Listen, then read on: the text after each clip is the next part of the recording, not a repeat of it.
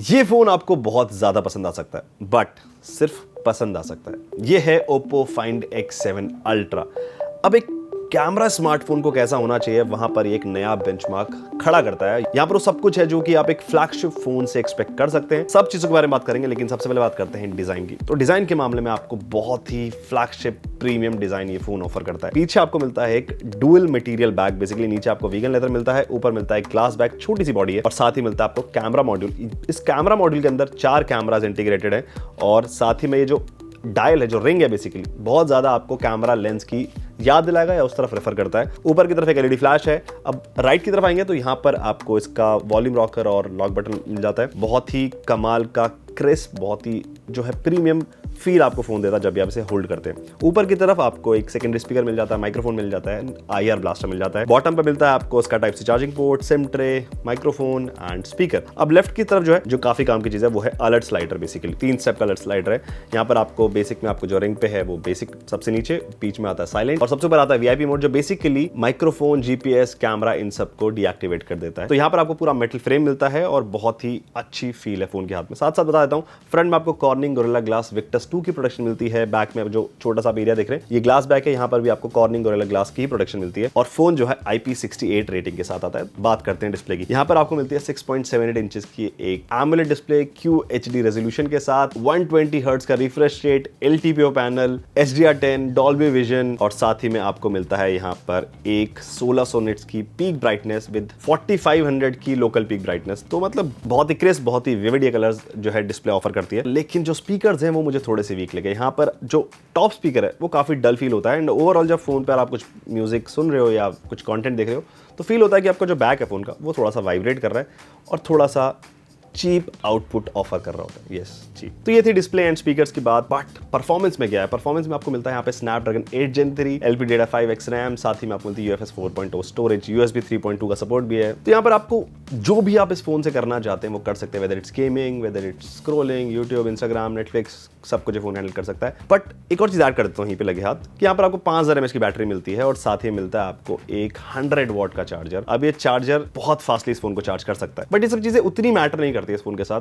मेरे ख्याल से इस फोन का सबसे बड़ा जो USP है दैट इज कैमरा सेटअप। सो अगर कैमरा को भी साइड रखते हैं और ओवरऑल हार्डवेयर सेटअप की बात करते हैं, तो आप एक फ्लैगशिप फोन से जिस भी प्राइस पर आप उसे खरीद रहे हैं, प्रीमियम लेवल का या फ्लैगशिप लेवल का, वो सब कुछ यहाँ पर मौजूद है, design, display and battery and charging. But what about the cameras? So cameras की बात करें तो यहाँ पर आपको मिलता है 50 megapixel main, 50 megapixel ultra wide, 50 megapixel 3x optical zoom and 50 megapixel 6x optical zoom. यहाँ पर 32 मेगापिक्सल का सेल्फी कैमरा भी आपको देखने को मिल जाता है, हैज़लब्लैड की ट्यूनिंग भी आपको मिल जाती है, एंड बहुत कुछ चीजें ओप्पो ने इस फोन के साथ की है। वो इस फोन के जो है सेंसर के साइज को देख के या मॉड्यूल को देख करके आपको अंदाजा लग रहा होगा। अगर डे लाइट फोटोज की बात करें तो आपको बहुत ही कमाल की डे लाइट फोटोज ये ऑफर करता है। यहाँ पर आपको जिस तरह का एक्सपोजर बैलेंस मिलता है, आपको जो कलर साइंस है बेसिकली वो बहुत अच्छा है, आपको जो कलर्स मिलते हैं वो बहुत नेचुरल लगते हैं, but at the same time वो आई प्लीजिंग भी है। कहीं पर वो डलनेस, कॉन्ट्रास्टी फोटोज जो आपको देखने को नहीं मिलती है। HDR बहुत अच्छे से काम करता है। अगेंस्ट द लाइट किसी की फोटो लेते हैं तो वो चेहरे को ओवर एक्सपोज करने की कोशिश करता है, बैलेंस आउट करने के लिए बैकग्राउंड को। अब यहाँ पर साथ ही साथ अगर पोर्ट्रेट्स की बात करूं तो पोर्ट्रेट्स आप अपनी स्क्रीन पर देख सकते हैं। यहाँ पर डेफिनेटली जो 3x ऑप्टिकल जूम और 6x ऑप्टिकल जूम जो है वो बहुत ज्यादा हेल्प करता है। यहाँ पर आपको दिखेगा कि फोटोज में बहुत अच्छे से स्किन टोन्स को मैच करता है और बहुत ही नेचुरल फोटोज लगती है। डेप्थ जो है उसे आप एडजस्ट कर सकते हैं, लेटर भी एडजस्ट कर सकते हैं, बट ओवरऑल जो इमेज निकल कर आती है वो बहुत ही अच्छी लगती है। यहाँ पर साथ ही मैं कंपेयर कर दूंगा इसको Vivo X100 से, जो मेरा पर्सनल फेवरेट रहा है। तो यहाँ पर आप देखोगे Oppo Find X7 Ultra smartphone photography को एक स्टेप और आगे लेकर जाता है। यहाँ पर आपको जो ये जूम लेंसेज मिलते हैं 0.6 अल्ट्रा वाइड से लेकर के 6x ऑप्टिकल जूम तक आप जा सकते हैं। इन सभी फोटोज में आपको बहुत ही अच्छा आउटपुट देखने को मिलता है। थोड़ा बहुत मुझे कलर इंबैलेंस कभी कभी दिखा है कॉम्प्लिकेटेड लाइटिंग सिचुएशंस में, लेकिन अगर मोस्ट ऑफ द सिचुएशंस में देखें तो जो कलर साइंस है और जो कलर बैलेंस है वो सभी फोटोज में स्टेबल रहता है, साथ एक जैसा रहता है। यहाँ पर मैं एक चीज बोलना चाहूंगा कि आप इस फोन से 120x जूम तक कर सकते हैं। मैंने कुछ एस्ट्रो फोटोग्राफी करी है। अब आई डोंट नो कि कितनी इस पर लेयरिंग की जा रही है विद दी ओवर प्रोसेसिंग, लेकिन आप मून की फोटो देख सकते हैं जहां पर देखेंगे कि आपको बहुत ही अच्छी इमेज आउटपुट ये ऑफर कर पाता है। एक और चीज मुझे अच्छी लगी कि अल्ट्रा वाइड शॉट्स पे भी बहुत ज्यादा ध्यान दिया गया है। आपको जो 50 मेगापिक्सल का LYT 600 सेंसर मिलता है वो काफी अच्छे अल्ट्रा वाइड शॉट्स लेता है। बैरल डिस्टॉर्शन जो है वो तो ऑब्वियस है, लेकिन जो सब्जेक्ट है और जो भी मतलब फ्रेम में आपको चीजें मिलती है वो बहुत शार्प रहती है, ब्लर आउट नहीं होती है, जो मोस्ट ऑफ द केसेस में देखने को मिलता है। कुछ आ जाए अगर लो लाइट फोटोज की बात करें तो यहाँ पर लो लाइट फोटोज जो है बहुत ही कमाल के निकल आते हैं। यहाँ पर उन फोटोज में जो लाइट्स है वो बैलेंस रहती हैं, अगर कोई सोर्स है वो ओवर एक्सपोज नहीं होता है, साथ ही में जो